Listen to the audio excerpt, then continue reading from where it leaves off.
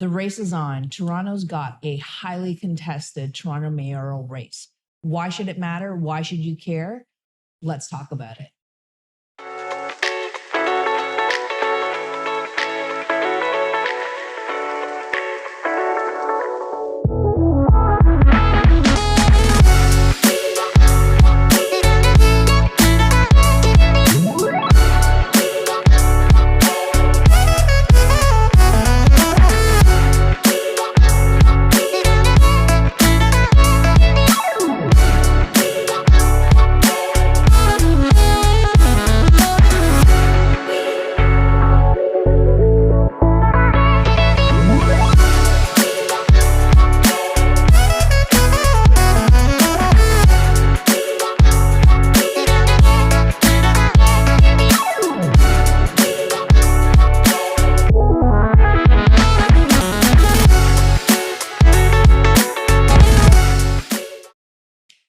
I'm here with Paul Saguil, who is a community advocate, and we're going to talk about everything you need to know about why this race matters and the questions we should all be thinking about.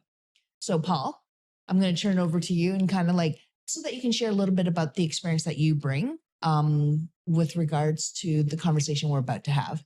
Sure. Thanks, Liam. Thanks for inviting me to the show. Hello to all your audience. So just a bit about myself. I've been a longtime community advocate. I'm a lawyer by training. I've also been a past political candidate at the provincial level. So I bring a couple of perspectives to this issue.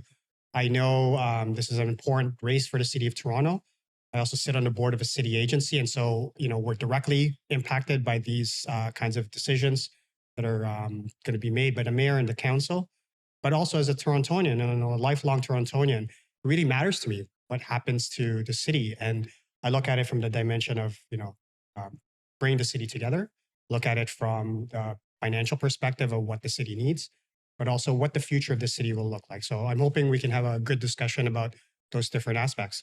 I'm super excited because I think this is a race that is unlike any other. I mean, first of all, we just had a city election that wasn't too long ago, less than 5 months ago. And all of a sudden, we're now propelled into a mayoral race, which even since we had our last election, so much has changed. Yeah, and absolutely. You said it, 5 months. It's gone from what would have been, I think a lot of people had thought was like a caretaker kind of or transition period. Yeah. And now this is going to be a really transformative race for the city. It's almost accelerated what would have been the race 4 years from now. It's happening now. And then people who probably were biding their time to run it after John Tory's third term are now forced into the race, and people who people might not have thought would have even stepped in are now coming in.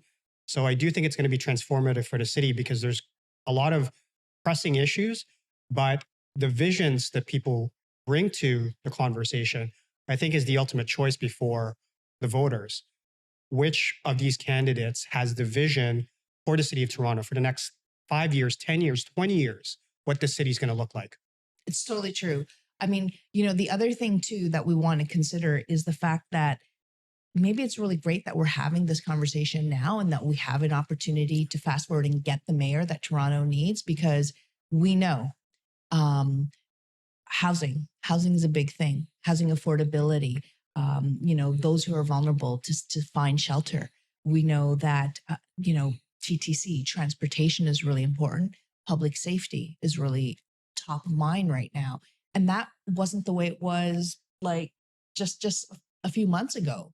As you and I were talking, we also know there's the federal and provincial budget are out. What does this mean for the city? It's been pretty clear, right? So I think this will be a great opportunity for us to just kind of talk about things that the viewers, I think, want to know about in terms of, okay, what is it? What's the history? What's the legacy piece? What's the potential trajectory? And why does leadership matter? And who fits that bill? Absolutely. And I think you hit on, a lot of important topics to discuss. A lot of people might be wondering, well, why are we even having this? Considering we literally just had a municipal race, 5 months ago. And of course, we're on fixed election dates. But if somebody steps down from council, or in this case, the mayor steps down, then we have to have a by-election. And of course, that throws off, a whole bunch of calendars. So the important thing to consider here, because it is a by-election, is that there are a couple of candidates who are sitting councillors who don't have to resign their seats, but they can still put their names forward for this election. There's also at least one member of provincial parliament who's indicated that they will be stepping into the race, and they're going to have to step down from their provincial seat in order to run. So that's a key difference there. But for everyone's understanding, so the mayor's seat was declared vacant very recently and officially by city council, and that's what's really triggered this race, which is going to kick off on April 3rd when the nomination period starts. Yeah. Then they have until May to submit for all people who are interested, and then the election will be on June 23rd. I think it's 26th. 26th. It might be the 26th. The 23rd or the 26th. What I remember from the conversations, because this is planning for me and the city agency that I mentioned, actually, because it's Pride Week. It's actually the day after, the Pride March. So it's going to be a very busy period, no doubt, as we hit the spring campaign trail, and as we get into the summer, everybody's going to be out, knocking on doors and canvassing and attending all, the city festivals to get their name out there. So, and I'm sure during Pride Week, there's going to be a whole bunch of activities and events that all of these candidates are going to be attending. But, it's a short, relatively speaking, it's going to be a short race. May 12th is when the last day for nominations is allowed. And basically it's 6 weeks from there that the official campaign period is on. So it's going to be a short period nonetheless. And there's a lot of people who already have name recognition. But beyond that, there's a lot of people who have a lot of experiences that they want to bring forth to the table. So why don't we start off by talking about just like an overview of where Toronto is. We know that going into the last election, Toronto had a grim fiscal reality. Yeah, we were already projecting a big COVID deficit.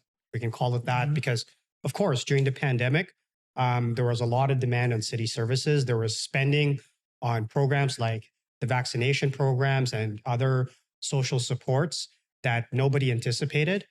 But even before the pandemic, the city was already in tight financial strains.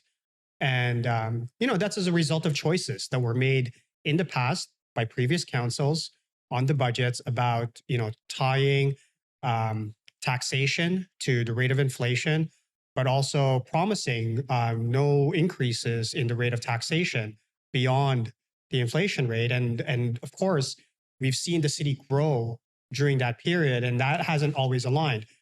There's been, over the years, discussion about Toronto having different ways to raise revenue, right? So different types of taxes, different types of fees that could be levied.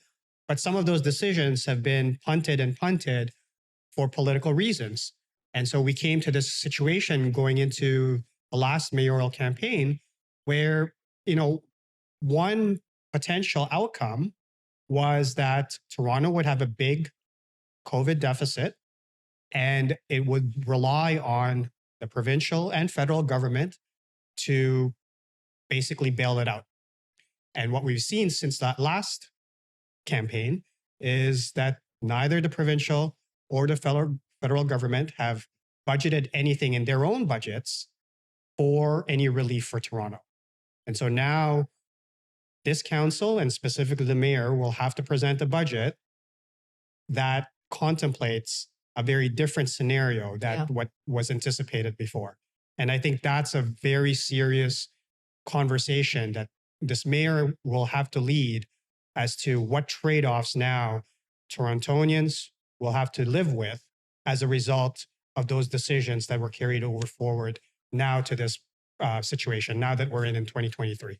No, and it's absolutely right. And I think what you're saying, there's a weight to what you're saying, right? That I think a lot of people, the truth is, latest polls show like 37% of people are undecided. And we also know that voter turnout, voter apathy has been steadily going down. And people are like, oh, why should I bother voting? But this is really, when it comes to municipal elections, as I say, municipal elections are all about the things that impact your life immediately. Garbage being picked up, your things that are servicing you, like all those really nuts and bolts. When you walk out the door and you have to find a place, how are you going to take transit?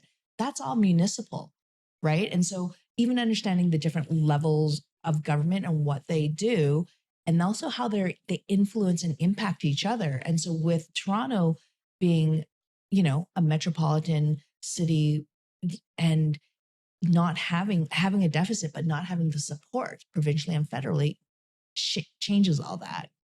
Yeah. So Toronto as a creature of statute, as a creature of provincial legislation, is legally not allowed to be in deficit, right? So unlike the provincial government or the federal government that can present a budget with a deficit and can run long-term debt.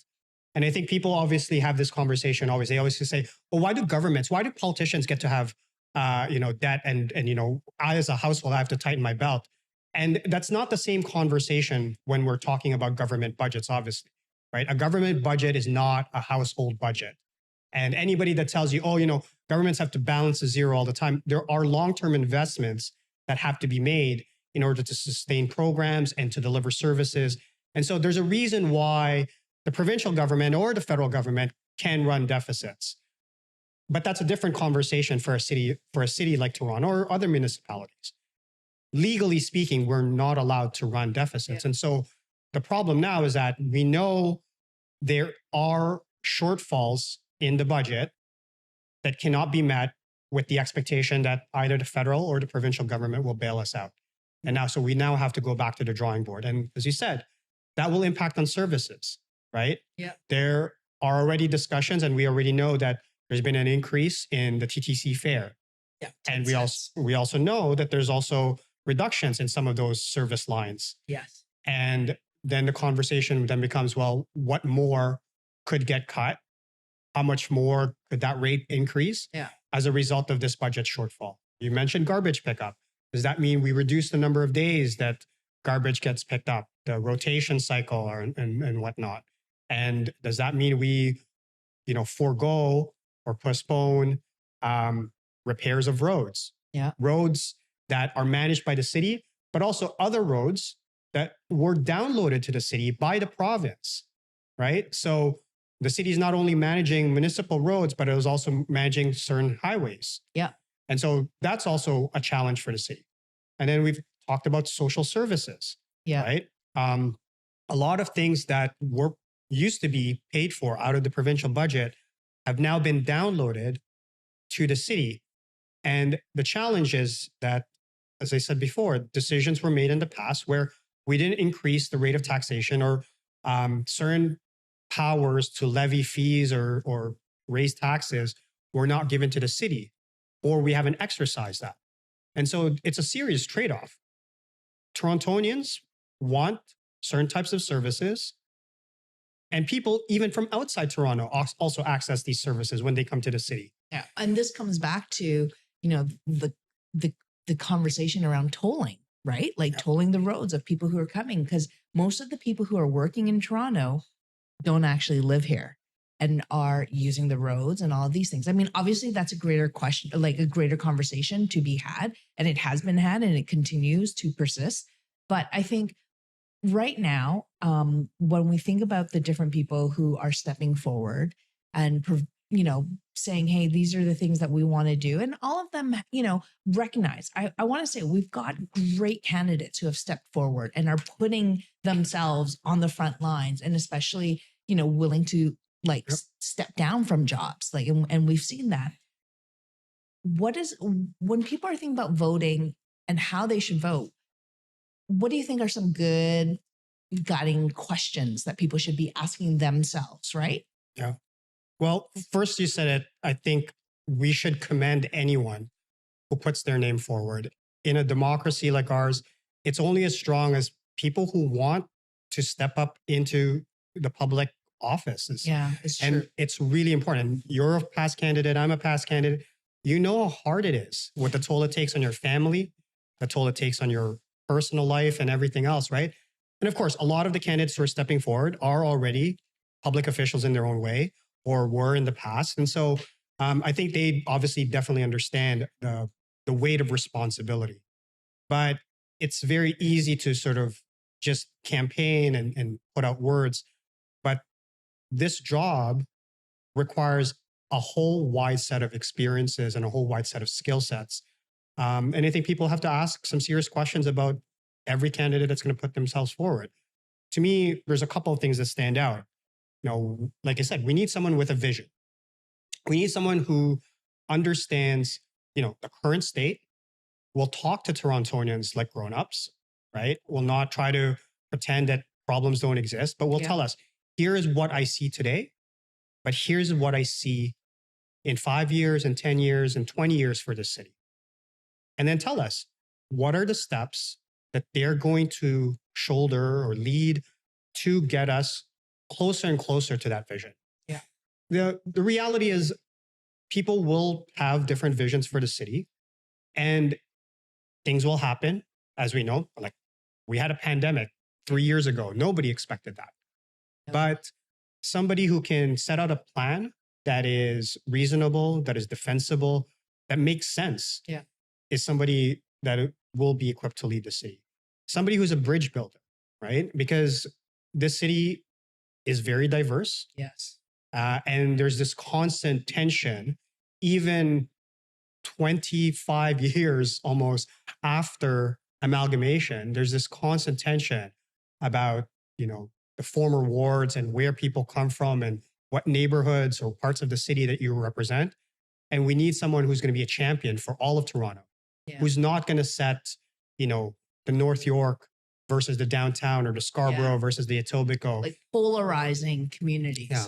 We're going to need someone who's actually going to be able to speak to the different communities within the city of Toronto and recognize the challenges that they face, but also offer them some concrete solutions, not just, pretty words or pretty promises. But for example, like, we know that there's a challenge commuting from, the inner suburbs, the Scarboroughs and the Etobicoke's and the North Yorks, for a lot of people who might have to work, not just downtown, but across the city or outside of the city. And so what's their answer, or what's their proposal to reduce those commute times? Because that impacts quality of life, right? What is their answer to the growing concern about public safety?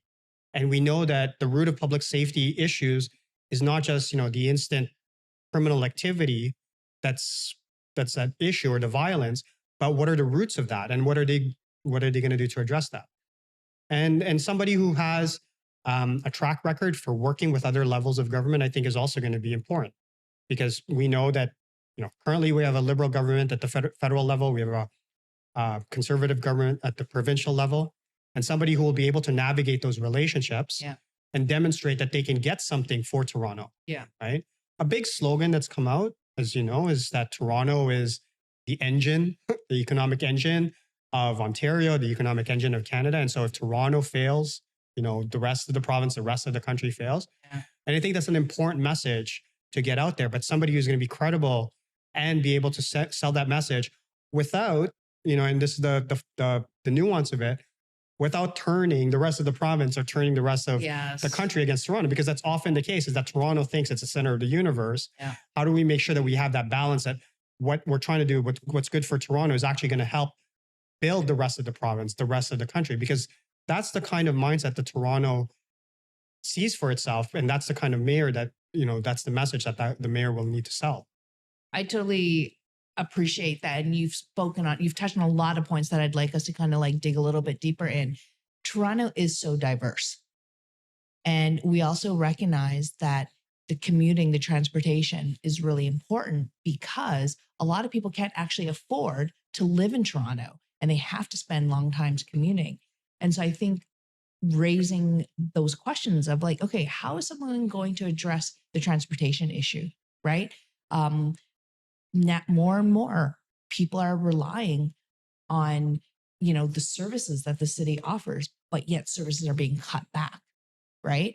But there's a very real deficit, or there's a very real budget concern. And people also have said, well, the cost of life is going up. I don't want to pay more taxes, right? And so there's that, it probably feels really good when someone's like, I'm not going to raise your taxes, but how are we going to how are we going to close that gap, right? Because where are the funds going to materialize? Because either, like you said, do potholes get fixed? Do the roads get fixed?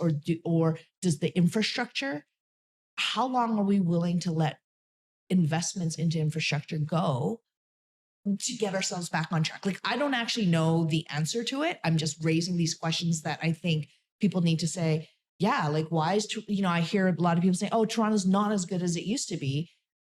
So why?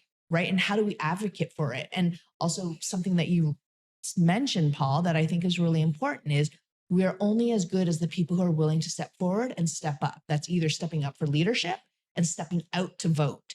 And so I really want to compel folks to think about, ask the questions. If you don't know, it's okay to say, I don't know. Like, I 100% don't know everything, but it's important to be able to feel like we can get the information. And we live in a world where everything's a soundbite.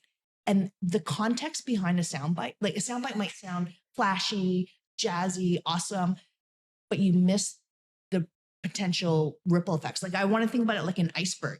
You see the tip or that's the soundbite, but you miss the whole context of, trivializing something to simplify it, right? So I think those are really good points that you had mentioned. And I wanted to just kind of think about let's talk about what is a mayoral superpower. Just because I don't know if everybody totally understands, what was it like before a mayor had the power and what is it now? Because we have some candidates who are like, hey, I'm not going to use that. But I don't know if people understand the context behind that. Well, we know that there are 25 wards in Toronto, and the mayor was just one vote in that council. Yeah. Right. Of course, having the title of mayor gives you a little bit of a platform that's different from just the ordinary councillor. But at the end of the day, Toronto had always had the model of the mayor being equal with all of the councillors. And, for better or for worse, I think, and that's probably the real nut of the debate, was it better or worse to have somebody who didn't have different powers, but had the responsibility to lead, to, show the way forward, but could only get things done by horse trading, by going behind the scenes and trying to influence, cajole, do different things to nudge people to their vision of the city. And, one criticism of that system is that that's what holds up progress. That's what holds up, the ability to make decisions, because everybody's asking for something to trade off for their vote. And then once you get to all of those trade-offs, then maybe nothing gets done. And so very recently in the last, cycle before the provincial election, there was this talk about the strong mayor powers. And eventually that legislation was passed after the provincial election, where Toronto and Ottawa were given special powers, or at least the mayors of those cities were given special powers. And one important thing, which ties back to the conversation we've been having, is about the control over the budget. Because before, when a budget had to be passed, every councillor, or at least the majority of it, had to be convinced that this was the budget that was good for the city. And again, there's a lot of horse trading in the budget to make sure that there was something in it for all the councillors that were going to support it and for their wards. Now the mayor doesn't have to do that. The mayor can push a budget forward without getting the approval of the majority of council. And again, some people might say, well, that's undemocratic. And certainly a lot of people, protested this. And some candidates are coming right out of the gate saying, I'm not going to use these powers. I'm always going to build consensus. I'm always going to try to get everyone on side. And, some people have stayed quiet on it because there's a question about whether you might actually need to use those powers to make the tough choices for the city of Toronto. Yeah. And that's, I think, an important question that people want to ask themselves is, do they see the mayor as somebody who is just one of many votes, or do they see the mayor, or do they want a mayor who is leading, taking charge, and in some ways maybe not consulting as much as they would have needed to in the past? And it's a tough question. I don't know whether we've seen what the difference would have been with a budget that was presented sort of under the old system versus a new system. But I Yeah. think it's going to be tested this time around, because unless all of the councillors agree on all the cuts that have to be made or the trade-offs that have to be made, Yeah. I think this mayor may end up having to exercise those strong mayor powers in the next round for the budget. I really appreciate your clarity and pragmatic way of explaining those things, because it's actually that's the lawyer in you. but I really appreciate that, because I think it can get obfuscated. Like, what does that actually mean? Can you actually choose to do it? And the trade-offs that have to happen. And we also have to keep in mind, before we were 25 counselors, it was actually double that, Mhm. right? And it wasn't until more recently, in the past 5 years, right? Yeah. Like the last previous election, where it was amalgamated. And so you have counselors who are representing double the size of their wards, doing a lot of work. And I don't necessarily think their budget and all of that has increased as much with it, right? And that was a part of, being more efficient. Is it truly more efficient? Are constituents getting the supports that they need? Like, I actually recognize there are a lot of people who don't even know that if they need help, or if they've come up against sort of a juggernaut of an issue locally, that they can talk to their counselors, right? Like, do people even know what that is? And then do people even know what a mayor can do and the influence? So this is, I think, really great. I really appreciate us having this conversation. And, as I just think about how important this race is, or how important it is who we choose as a leader, which you had mentioned, like, is this person a consensus builder? Can this person work with multiple governments? Does this person have the vision as well as, the ability to implement? Like, because we need to do, like, I don't think that we can rest on the laurels here, because our clearly, Toronto can be better, right? Like, I'm very proud to be Torontonian and to live in a city that is really diverse. Within its own diversity, there are its own, like, it's not a one size fits all. Yeah, I'm like you. I've always been proud to be from Toronto, but I've always expected more from Toronto, right? And I think people expect a lot from Yeah. this city, because when people come here from all sorts Yeah. of different circumstances, right? A lot of people come here from other parts of Canada because they want to see the big smoke, they want to see the lights, and the cool things like the Raptors and the Jays and the Leafs, and they're promised, like, a good job and Yeah. a vibrant life. Some people come here from worse circumstances, right? They come here as refugees. Yeah. They come here as newcomers, and they want to build a new life. And I'm an immigrant. My parents came here when I was 9 years old, and we were told, like, this is the place where your kids are going to be able to go to school, get a good education, and as a result of that, get a good job. You're going to be able to buy a house for yourself. Mm. And a lot of those things that people believe when they come to Toronto, they're starting to not feel that that's even possible anymore, You're right? you're so on point with that. I mean, I know when my parents came here, like, from India, and they had really, like, blue collar jobs, Mhm. but those jobs enabled them to be able to have a down payment and buy a house. But even now, fast forward now, um, we hear this on the news all the time. And I know it's quite depressing for a lot of people who are young, who are like, I can't afford to buy this. I actually have a job that gives me like a 6-figure salary, but I can't afford anything. Yeah. And that's really heartbreaking. But what's even more heartbreaking, and so then they're like, hey, I've got the privilege of going to my bank of my parents, right? And Yep.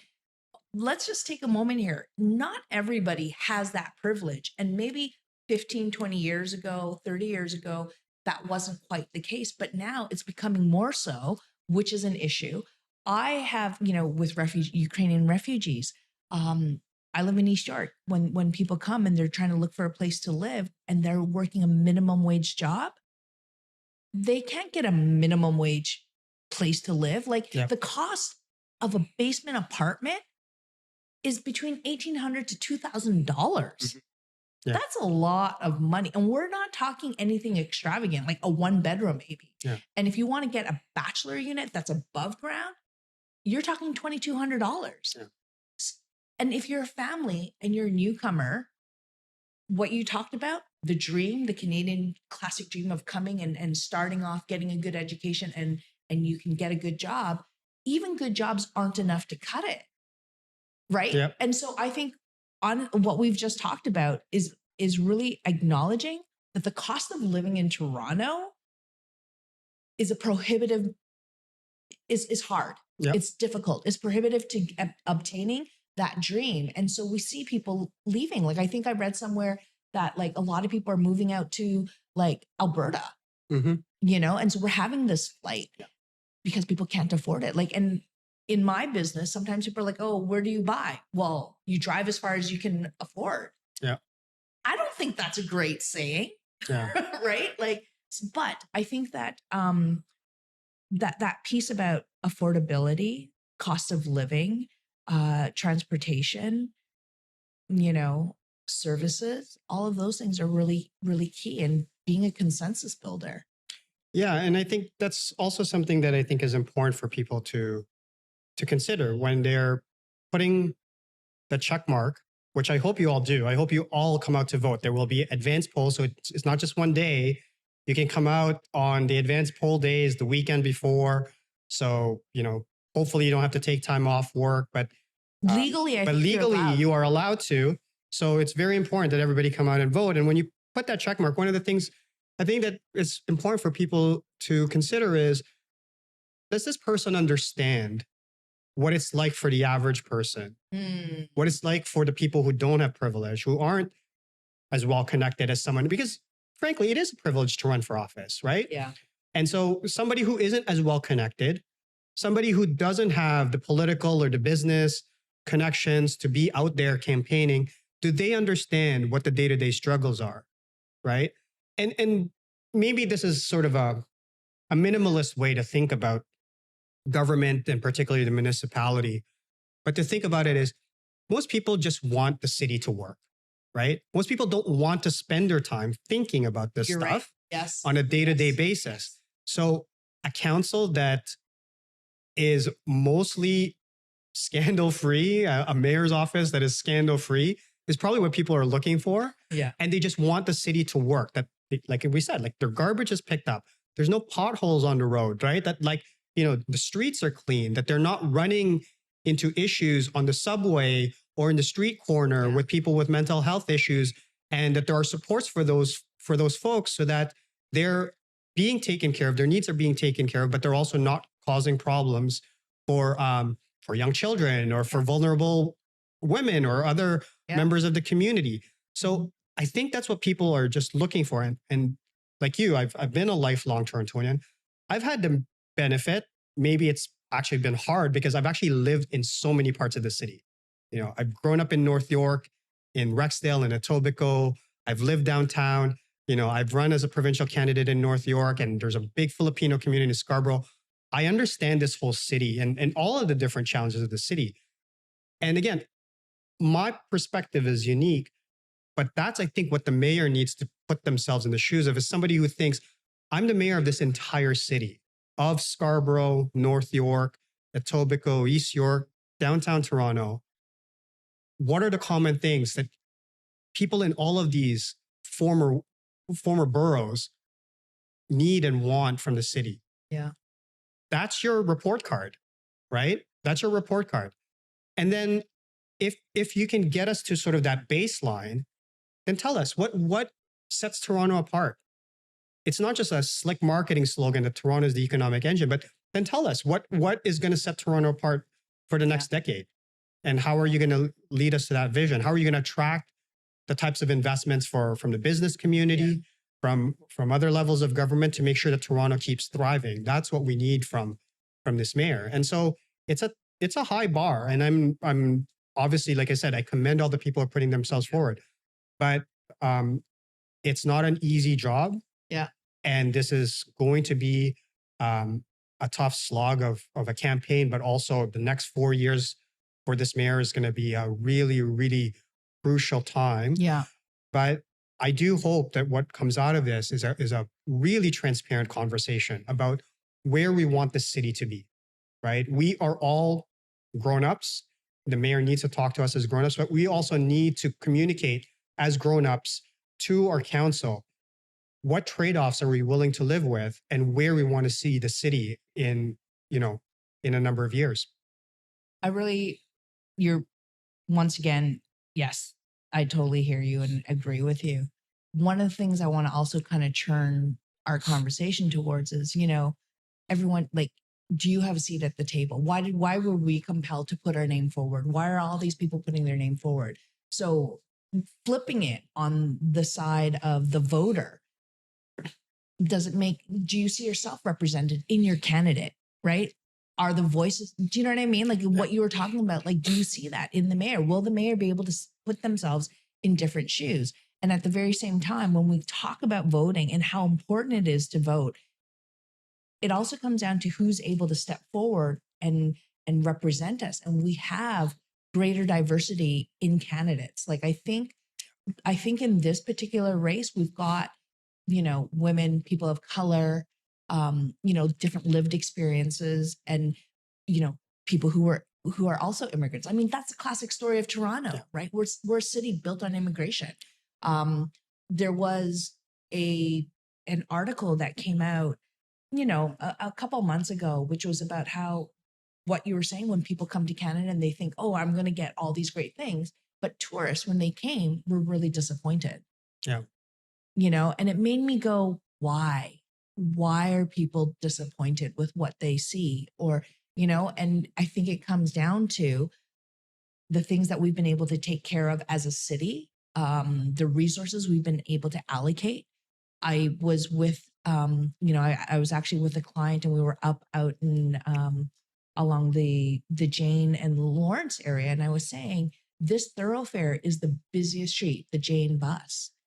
But I know that there's going to be like cuts. And most of those people are the workers who are coming into Toronto to provide services. And we have a labor shortage. Like everything is so interconnected and it's quite complex.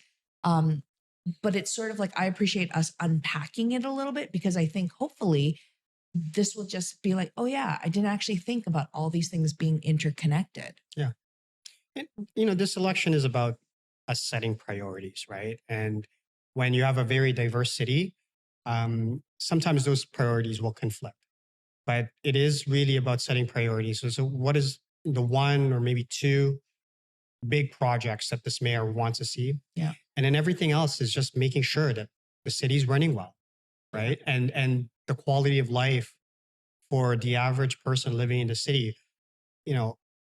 I don't necessarily want to, talk about specific slogans that people have had, but the quality of life where you can commute to different parts of the city or not have to take a car to get to, your grocery store, to get to school, or to pick up, your dry cleaning and all that stuff.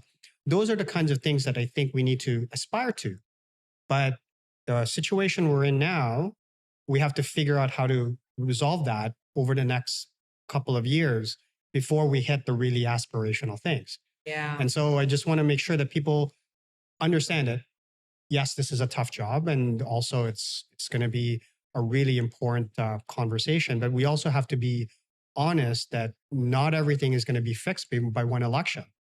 And we also have to be generous, both to the council, to the mayor, but to each other, that we have to be really, really generous to each other, despite what might be different ideas about how the city should grow, is that we're all in this together.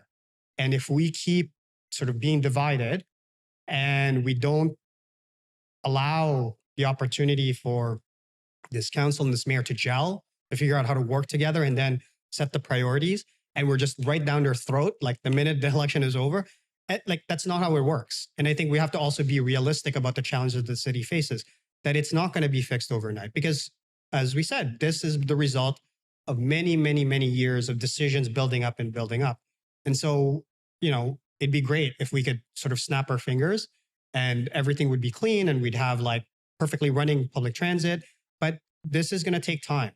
And it's going to be important that this mayor is in it for the long term. I think this council has to be in it for the long term, because we can't sort of think about this as just, one cycle, but it's got to be a long-term project Yeah. to build the city to where it needs to be.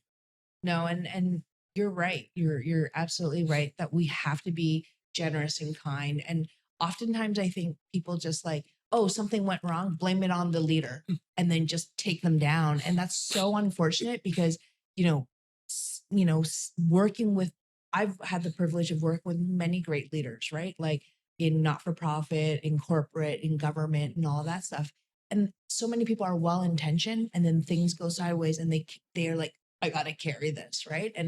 But we also have to keep in mind that us as voters, as regular people, have an impact on that, right? And don't come out with your pitchforks and what have you. But we need to hold people accountable. Yep. Don't get me wrong. But we also have to be reasonable and realistic about, hey, just because they go into office doesn't mean it's going to be solved in one day, 1 year. It's going to take time. A lot of the things that we have been inherited or developed over many years, even decades. Yeah, and I think with this election, the important thing is first we need to participate, right? The story of Toronto is the story of many things, but it is our story, and we can't just let it go by without providing our input or participating in the discussions. Attend town halls. I would encourage the audience. There's going to be many opportunities, whether you watch it on YouTube, you watch it on TV, you attended something in your neighborhood, but engage with the candidates, ask questions. And when they come to your door, open the door and have a conversation with them, because one, as we said, it takes a lot to put yourself out there, but it's also important that they hear before the election what the priorities are. Yeah, right? that's really fair. Like figure out there'll be a list of people by May 12th of who's running. Yep. Do you Google them, research them? But here's the thing. Here's the reality. Lots of people who are Torontonians lead very busy lives. Yeah. They might have children like myself who may not be so politically inclined. They're like, I've got to get to work. I don't have the luxury of time to do this. Like the time I have that's free is called sleep. Right. And that's actually part of the hard thing. And so I'm hoping that with this, if you can download the podcast, there's a visual, like an audio version as well. But, I'm interviewing like top candidates so that people can listen to them in their own words. Like really, it's just kind of understanding who that candidate is. But I think what you said right now that's really important is if you have a concern, voice it. Yeah. And I think what you're doing is an amazing service, and obviously I want to say thank you to you and all of the media that are going to cover this campaign, because as you said, we're all busy. We're trying to find credible sources, accurate sources for information in which to base our decision. So I want to encourage people, of course, download the podcast, watch the news, even like once a week, just to catch up on the roundup of what's happened during that week, but also talk to each other. And the other thing that I just want to encourage, this is a great conversation of, friends and neighbors talking about these important issues. That's what I want to encourage for the audience, right? Like instead of just going to the ballot box and thinking that this doesn't matter because I'm just doing it on my own. Think about it. If you talk to every neighbor on your street or every neighbor on your floor, in your school, that's a good group of people that you can sort of collectively pool your efforts together. And maybe you could even swing the vote, right? So every vote counts. Every vote counts. So I really, the message out of all of this is, one, there are important issues here. Yeah. This is going to be a tough race and maybe a close race, given the number of candidates that are putting themselves forward. It's probably going to be close in terms of, who comes out, but every vote counts. And this is our city, right? It's our city. Yeah. Sorry. When you were saying that, about how there's going to be a lot of great candidates and the differential between them. I mean, when we had an incumbent mayor, of course, the differential was huge, right? Like everybody's like, yeah, this mayor, because they've been there for a long time. But in this particular race, we've got very strong candidates. A lot of them I know personally who are great. Yeah. And I think that if you're wondering if your vote matters, yes, it does. I think this could be a matter of differentials of hundreds or thousands. We're not talking about tens of thousands. I think it's going to be margins. Yeah. As someone who lost by, single digit percentages, every vote definitely counts, but it's also first past the post, right? You don't have to get 50% of the votes. So, and there's no runoff. So somebody could come away with this with a couple of hundred votes, ahead of the next contender. And so I think it's really important that everybody use every opportunity available to get the information, go out to the advanced polls, and ultimately cast their ballot, because this is, as we said at the top, it's a transformative election for the city of Toronto. And I think it's going to set, what we're going to see out of this amazing city for the next decade or so. I need to confirm the date that we're voting on. So June 26th, the election is actually Monday, June 26th, but you can there are opportunities to advance vote. Yeah. So visit toronto.ca. There will be important information there about advanced polls and where your polling station will be. And hopefully everybody will take the time before they go off on their summer break, go and vote. And, we're looking forward to seeing a great campaign, and good luck to all the candidates. And thank you again for putting your names forward. All right. Well, closing thought, right? So thank you very much, everybody. Figure out learn, vote, get out there.